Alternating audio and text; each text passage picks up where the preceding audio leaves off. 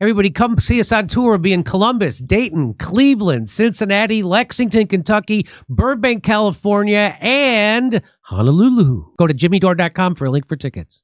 You want to watch MSNBC have a meltdown? Yes. So here's MSNBC melting. Here's Joe. It's basically just Joe Scarborough lying nonstop because of his meltdown. Here we go.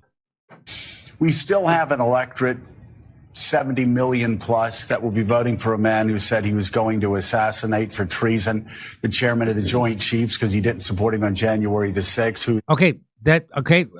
Lie number one, ding. Said just in recent days he was going to execute Liz Cheney with a firing squad. Okay, even Bill Maher admitted that was a lie. And that you don't, if Donald Trump is so horrible, why do you have to lie about him? And they all just sit there and let him say it. They all know he's lying. Everybody at that panel knows he's lying, including himself. He didn't call for the execution of Liz Cheney. We all know that. He said if she's such a war hawk, she should have to pick up a rifle and go to war. Which is, guess who else you know used to say that? Hippies. Hippies say that. That's right. And every anti-war person in the world says that about a warmonger. Anyway, here we go. 9 guns pointed and shooting at her face. A man who has said that he was going to shut down CBS because he didn't like how they edited an interview. Okay, so CBS News should have their license taken away for what they did. They edited an interview with a political nominee. They did it in a nefarious, evil, phony way. There's words I'm thinking I can't think of. What they did it in a deceitful. That's the word. They did it in a very deceitful way. To what? To swing an election. That's what they did. They aired propaganda that they edited themselves to swing an election. If they did that at the behest of Donald Trump, you'd be all screaming about it. Here we go. Man who said he was going to be a dictator from day one. Okay, that's also not true. So this is just one manufactured fear-mongering lie about Donald. Again, there's lots of ways you could criticize Donald Trump, but if he's so horrible, why do you got to make stuff up? And that's all they did. And people finally saw through it, I think. A man who said he was going to terminate the Constitution. A man who said he was going to use the Army and he was going to use the National Guard on his political opponents. Hey, guess who actually did that? Guess who used the justice system against their political opponents? The Biden and the Democrats. Isn't that wild?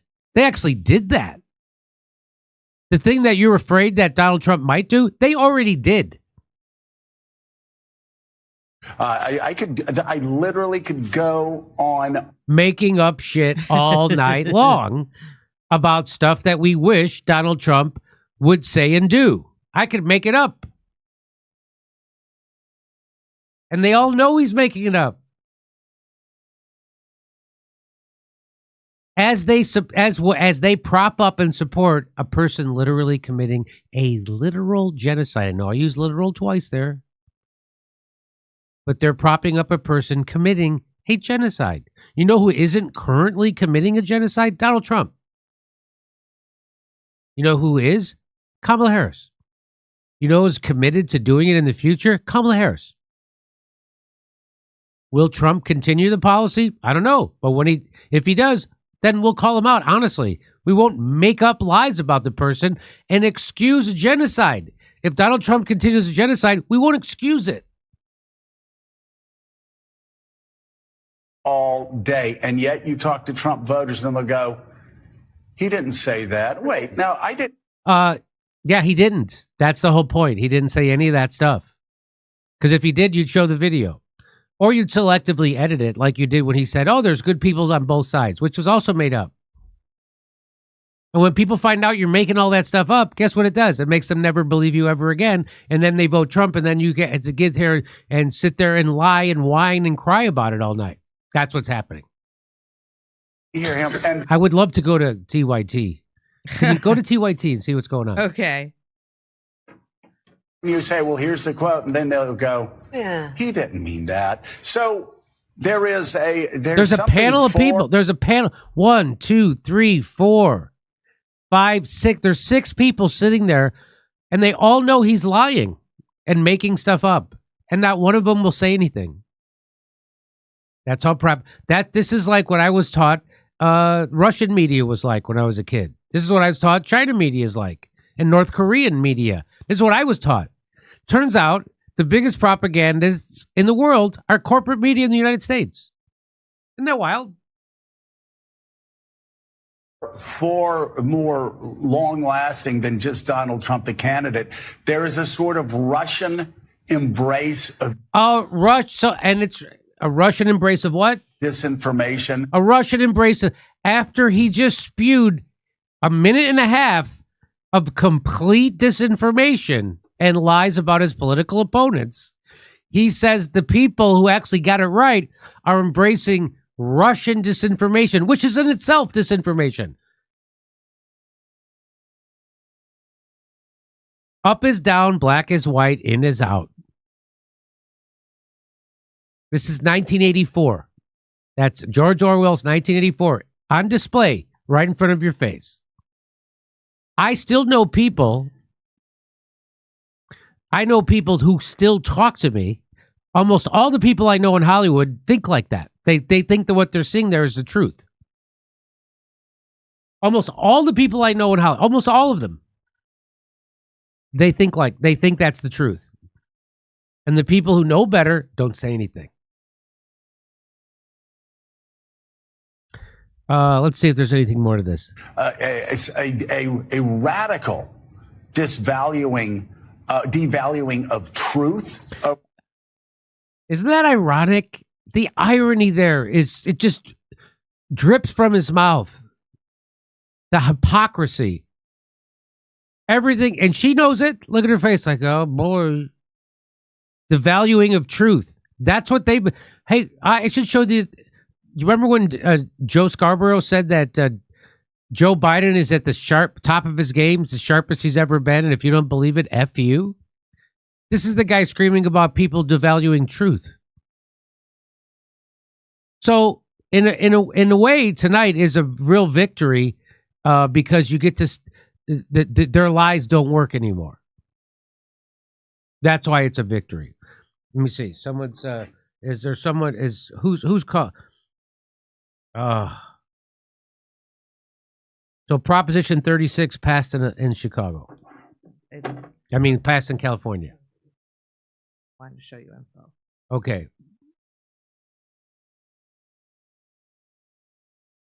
What about our show? I'll look right now. So we'll talk about Proposition 36 tomorrow on the show. It's sad. Proposition 36 wants to spend $132,000 imprisoning people who are caught with drugs. $132,000 a year per person.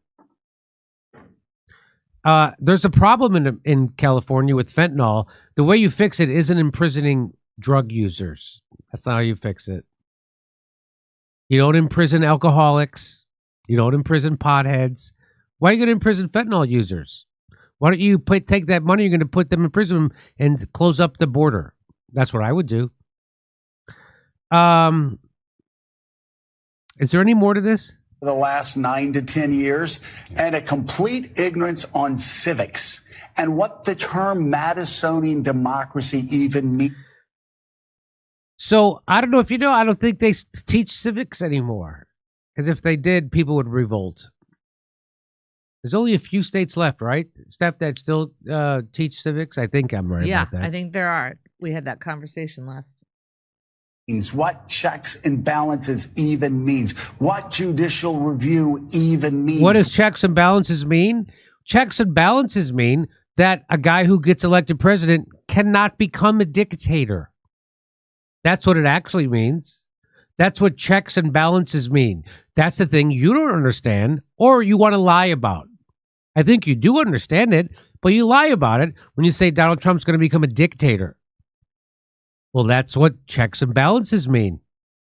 That a guy can't become a dictator because we have 3 co-equal branches of government. So that no one can become a dictator. You can't have a dictator in America. because we have three different separate co-equal branches of government. Unless you think that Donald Trump could obliterate the Senate and obliterate the Congress and the judicial branch, then he could become a dictator, but that he can't do that. So all your talk about that was just, oh, I'm sorry, misinformation, and you devaluing truth. What the rule of law even means. The rule of law means that you don't selectively enforce that law, which is what you did with Donald Trump and the people surrounding him. Steve, again, I didn't vote for Trump. I didn't tell people to vote for Trump. But as I explained to Cornel West, who needed explained to him, that if they can do this to Donald Trump, they could do it to you or Bernie Sanders or anybody who becomes a threat to the establishment, even in a minor way. And that's what all the lawfare was against Donald Trump. That's why they indicted him 92 times. And it didn't hold up because guess what? We have checks and balances. As a nation, even post-Trump, how do we reach those Americans who apparently didn't go to civics class? So I ask a similar question that Joe asks. How do we reach those who watch this TV show, this news network, and think it's real? How do we reach those people who, when they turn on CNN and MSNBC or Fox or read the New York Times or the Washington Post, and they think that's the news? How do we reach those people? That's been my quest. How do we reach them? I thought you could do it with facts. You can't do it. Look what happened with COVID. Look what happened with Russiagate. Look what happened with the Ukraine war. You can't reach them. So I'm as chagrined as Joe Scarborough is. How do you reach people who watch Joe Scarborough and think that's real? That'd be the big... So that's why we have a show, because we're the antidote to this. Correct me if I'm wrong. Is that Christopher Wray, the head of the FBI? Is that who that is? No, that can't be that. That can't be who he is. Is that John Meacham? Is that who that is? Okay. That is him. I think that's the New York Times columnist. I'm a presidential historian. This is my biggest regret about Trump. I would love to read that New York Times opinion piece because I bet it's bullshit. In fact, I'll bet anything that it is. Is there any more to his... Apparently didn't learn the basics of this Constitution and have just... So again, he's hating the American electorate. So that's what they do. They teach you how to hate your neighbor. The reason why we're in this is because of the bad people, the dummies, the morons, the idiots who don't know anything. Why don't they listen to me lie? This is what's going on. Been overwhelmed with this information over the past 9 years. 9 years. Over the past 9. Can I just tell you, since 2008, the Democrats have been occupying the White House for 16 of those 20 years. Has it been? Oh, let's see. 2 and 10 is 12, 12 and 4, 6. So they've been occupying it 12 of the 16 years.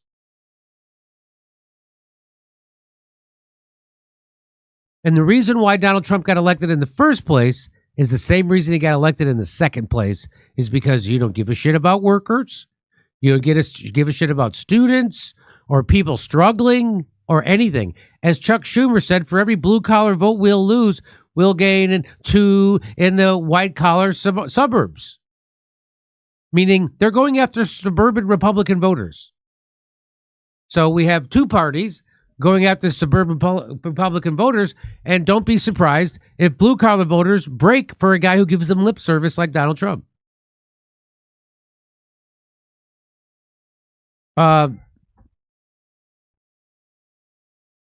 Do you want to hear the litany of lies he just laid out?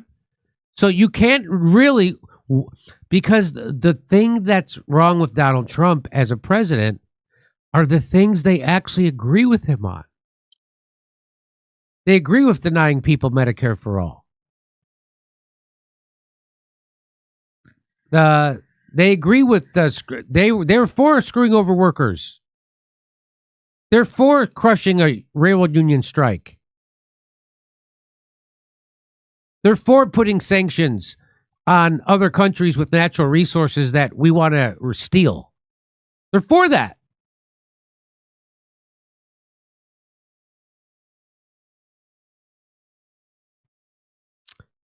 So it hasn't. So right now, as I'm speaking, Harris has 210 electoral votes. Trump has 230. So I'm shaking, don't know what to say, says the persistence. So it looks like everybody, could you go on Twitter and go to New York Times feed and see what Yep, they say? You got it. Because what I have here is the New York Times is saying that Trump is going to win. That's why that meltdown just happened on MSNBC. 6 minutes ago, the New York Times reports Republicans have taken control of the Senate after picking up key victories in West Virginia, Ohio, and Nebraska. So right now, Republicans take control, 51 Republican, 42 Democrats. That's what I'm saying right now. So they have control of the House. As of currently, we don't know what the election is going to happen, but they have control of the White House and it looks like Well, they're not going the White House, well, with Trump, but not yet. You but can't not yet. call- We got to see. But isn't that remarkable that Joe Scarborough has to go on such a litany of lies? Let's listen to it again. We still have an electorate, 70 million plus, that will be voting for a man who said he was going to assassinate for treason the chairman of the Joint Chiefs because he didn't support him on January the 6th, who said just in recent days he was going to execute Liz Cheney with a firing squad, 9 guns pointed and shooting at her face. A man who has said that he was going to shut down CBS because he didn't like how they edited an interview. A man who said he was going to be a dictator from day one. A man who said he was going to terminate the Constitution. A man who said he was going to use the army and he was going to use the National Guard on his political opponents.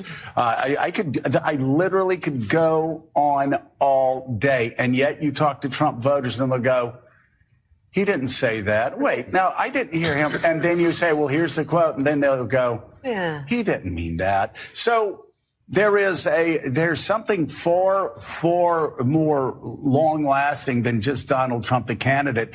There is a sort of Russian embrace of disinformation, a radical devaluing of truth over the last 9 to 10 years, and a complete ignorance on civics and what the term Madisonian democracy even means, what checks and balances even means, what judicial review even means, what the rule of law even means. How do we as a nation, even post-Trump, how do we reach those Americans who apparently didn't go to civics class, apparently didn't learn the basics of this Constitution, and have just been overwhelmed with disinformation over the past 9 years? So there you go. Congratulations to all the people who pushed all the lies about Ukraine, about Russiagate, about COVID, about the lab leak, about Fauci. You put all lies, about lockdowns, about masks. Nobody believes you anymore. Everybody come see us on tour. We'll be in Columbus, Dayton, Cleveland, Cincinnati, Lexington, Kentucky, Burbank, California, and Honolulu. Go to jimmydore.com for a link for tickets.